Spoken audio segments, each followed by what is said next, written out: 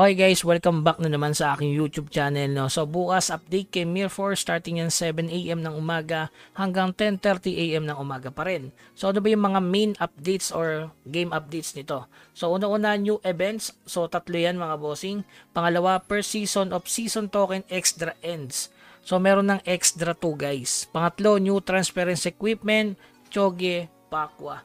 So, regarding dito, para yung bago May information tayo dyan mga boss. Ayan, reduce damage taken from hits, reduce all damage taken. So, kapag plus 12, may fatal dito.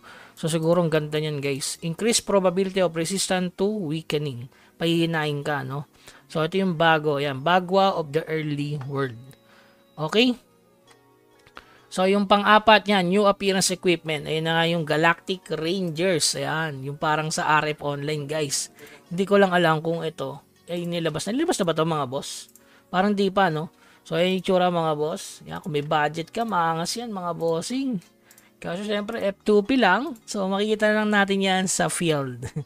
Tapos yun, dako na tayo sa kanilang events. Ito, 14-day check-in. Napaka-solid kasi libre lang yan. Magpo 14-day check-in ka. Kasama pa yung bingo ngayon, no? Tapos yung pangalawa, syempre, itong Osher Miraculous Fortune. So, ngayon, maganda mag-ups ng Solitude Training. Success rate, ayan. Failure rate, Tangle Inner Force, 0, 0. Wow, 5%, 20%. So, ayan. So, maganda pala mag-Solitude Training if merong gantong event. So, yung huli nila, syempre, itong Asian Coin, which is iba. Pati Clan Coin Shop. Ayan. Legendary Blue Dragon statue lang. Pero goods naman siya in terms of progress. Meron naman bigay dito sa baba na pang Clan Coin, Asian Coin. Ayan. Yung Legendary Inner Force. So, maganda to guys kasi mura to. Compare naman sa bumili ka sa market. So, kailangan mo lang ng Asian Coin. Napakabilis i-form ng Asian Coin. Kaya, mapapalitan natin to lahat. Sa Clan Coins, magtipid pa rin kayo kasi soon or later, baka biglayin tayo niyan. Baka pinapaubos lang. Tapos sa susunod, aatake nung 1K summon katulad sa Korea. Tapos, yun lang yung kanilang event regarding dito. Tapos dagdag ko lang guys yung tatanong regarding do sa 1 billion copper. Parang di kayo nasanay doon sa kanilang event na merong magic stone, di ba? Almost 1.2 billion ata yun.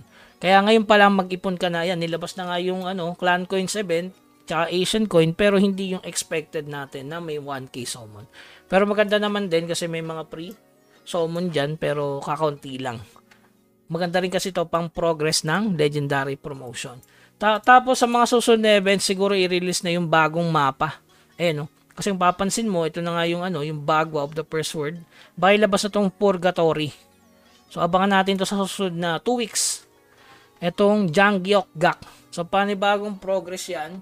Sa tingin ko yun na yung susunod, no? So after nyan, siguro yung 1 billion. Baka magbiglang event yang si Mir4 kaya maganda na kayo at least 1 billion copper. Okay, so yun lamang guys, keep grinding hanggang sa muli. Paalam.